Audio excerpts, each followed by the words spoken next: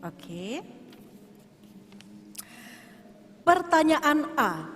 Jika terpilih sebagai Bupati dan atau Wakil Bupati Bangkalan, apa strategi kebijakan utama yang akan Anda terapkan untuk mempercepat pembangunan infrastruktur jalan dan meningkatkan aksesibilitas transportasi umum di Bangkalan, khususnya di daerah pedesaan yang terpencil, serta bagaimana langkah-langkah konkret dalam 100 hari pertama yang akan Anda lakukan untuk memastikan proyek ini berjalan sesuai target, tepat waktu, dan sesuai anggaran dengan berfokus pada aspek kualitas dan keberlanjutan?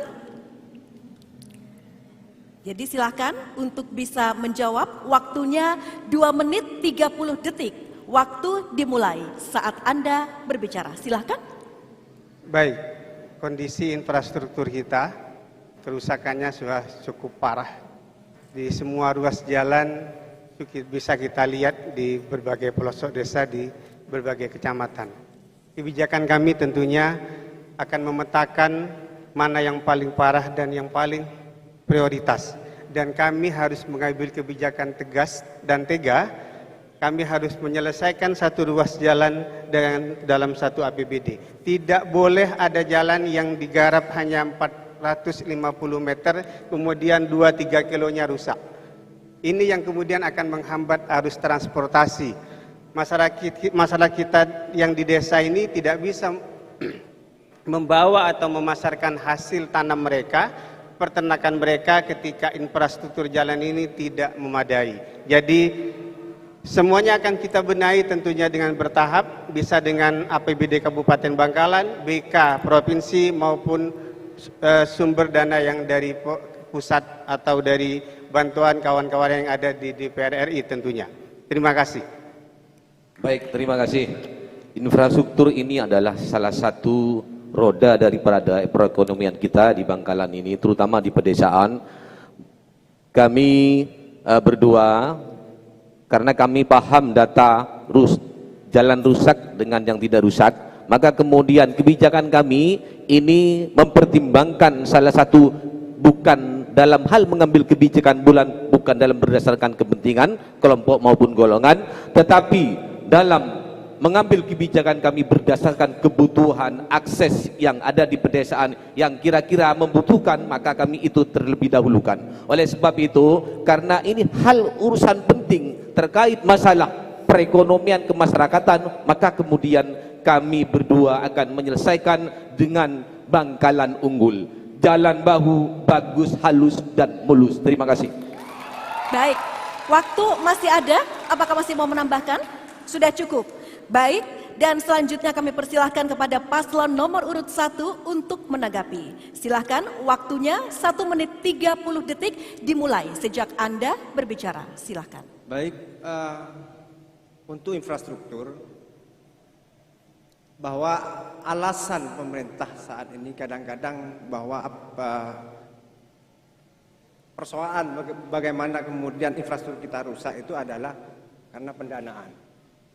Terus bagaimana kemudian saudara dari pasangan 02 untuk menyiasati pembangunan atau pendanaan untuk memperbaiki infrastruktur yang hampir dari seluruh kecamatan itu rusak berat.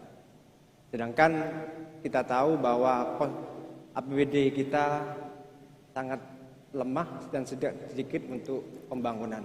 Mungkin itu yang tadi belum menjelaskan kaitannya dengan transportasi, ketersediaan transportasi publik ya di Kabupaten Bangkalan. Saya kira semua orang tahu, kita juga semua tahu kondisi infrastruktur jalan kita, tetapi tentunya itu akan sama-sama menjadi prioritas saya kira.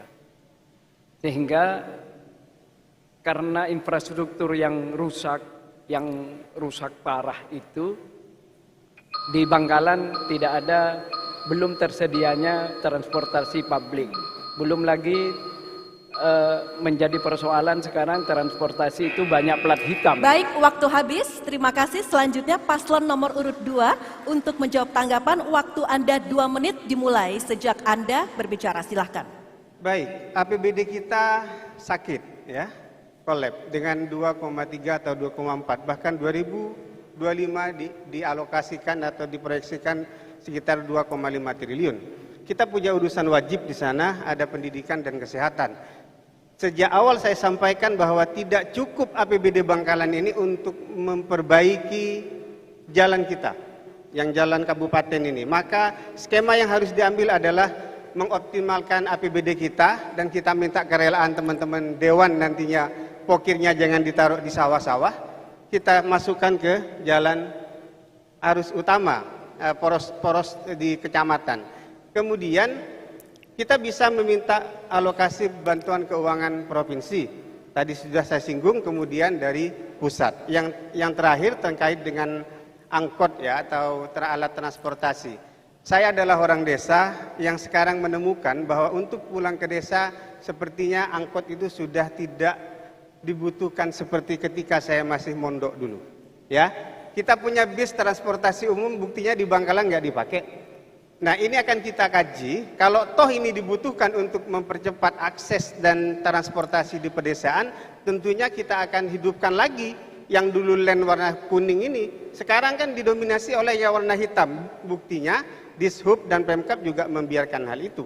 Maka kita akan memprioritaskan kebutuhan masyarakat, mana yang paling utama akan kita siapkan, tentunya dengan melihat postur APBD kita yang sangat minim, bahkan saya bilang hampir kolab. Terima kasih.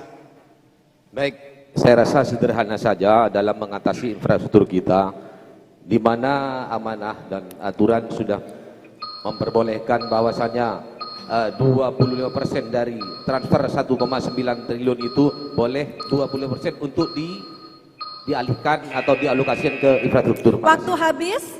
Baik, hadirin kita beri tepuk tangan untuk seluruh pasangan calon. Nah, di segmen ini pemirsa, untuk penajaman visi misi dan program kerja sudah selesai. Pastinya masih ada segmen selanjutnya. Untuk itu pastikan Anda tetap bersama kami pemirsa dan hadirin dalam debat publik pertama calon bupati dan calon wakil bupati Bangkalan pemilihan tahun 2024.